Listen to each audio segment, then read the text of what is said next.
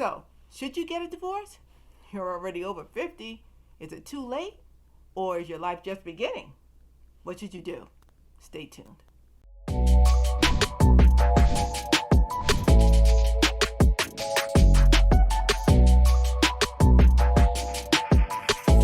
This is Shelly, the Grayhead Mama, and I am here for moms over 55 who want to thrive in this season of their lives. So if that's you, you've come to the right place, and you need to hit that subscribe button. Today, I'm continuing on with my Should You Get a Divorce or Should You Stay Married series.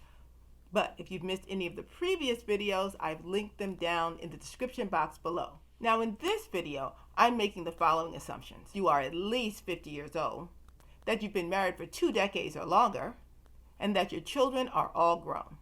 I'm also making the assumption that your husband is not physically abusing you, he's not having an affair, he's not addicted to anything, and that you can maintain an acceptable lifestyle without his financial assistance. I know, that's a lot of assumptions, but that's where we'll start.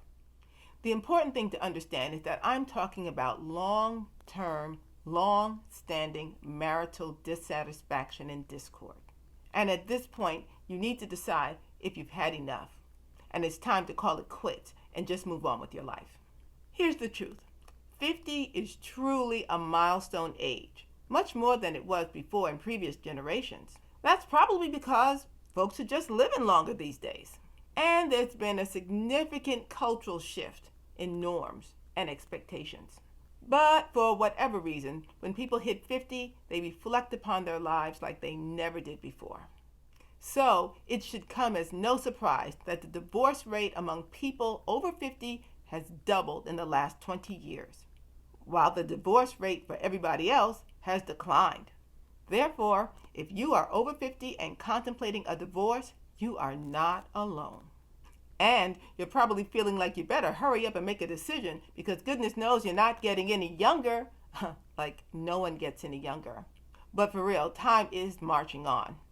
And you probably feel that if you're going to change your life, you better hurry up and do so. But hold your horses.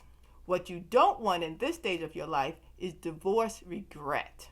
So take this time to evaluate your marriage in the context of your entire life, taking everything into account that's important to you. If you do that, you will be confident that you've made the right decision for you. See, when you're over 50, you have less time ahead of you than you have behind you.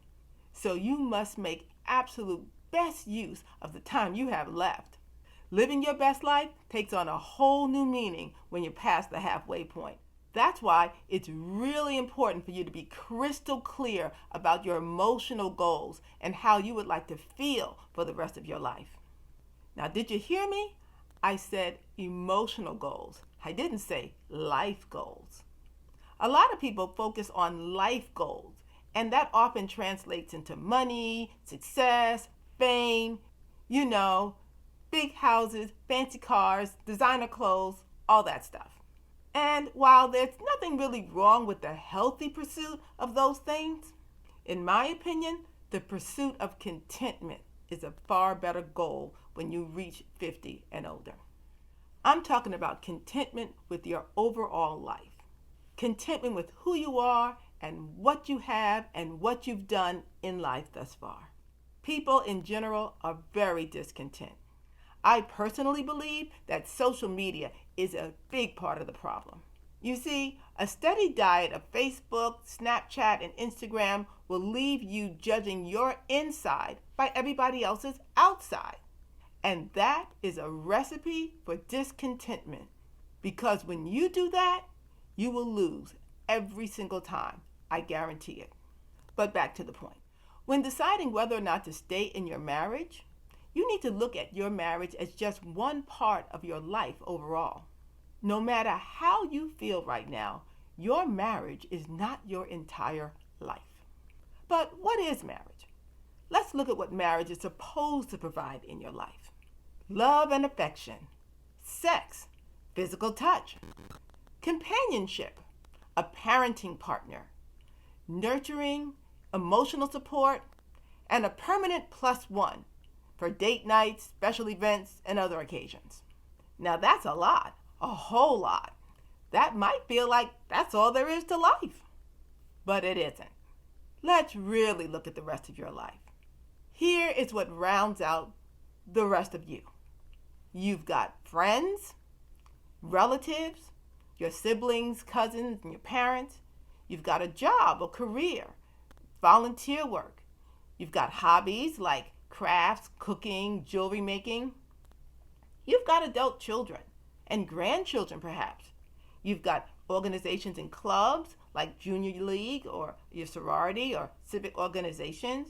You've got religious affiliations like your church or synagogue and whatever ministries you belong to. You've got your pets. Fur babies are important too. You've got your home. You've got the upkeep, the maintenance, the decor, and at this point in your life, probably a lot of decluttering too. You've got travel. Okay, you can do that after the pandemic. You've got your personal care, your exercise routines, your Peloton, hello, skincare, makeup, hair, personal style. You've got self-development. That's the books you read, the events and the programs you attend, and the music you listen to. That list is much longer than what your marriage provides. That list represents the entirety of your life. It represents what your life could be. And if your life is not that full and robust right now, that list represents the potential of your life. And guess what? You have control of what's on that list. So here's what you can ask yourself. Does the discontent and general misery you feel in your marriage tip the scale so much as to outweigh and overpower all the satisfaction you feel with the rest of your life? In other words, is a marriage that provides everything on that first list absolutely essential to your ability to be content with your life? Or put another way, would you rather be divorced than to have a marriage that doesn't have everything on that list? Only you can answer that question. Is divorcing your husband the only solution to raising the contentment level you feel in your life? And is there any chance that getting a divorce might add to the level of discontent you might feel in the future? Where is that crystal ball so you could look into the future and see what might happen to you? Is there anything you could do to feel more content with your life right now? Well, we can talk about that next time. So until that time, this is Shelley, your gray-haired mama. You take excellent care. Bye.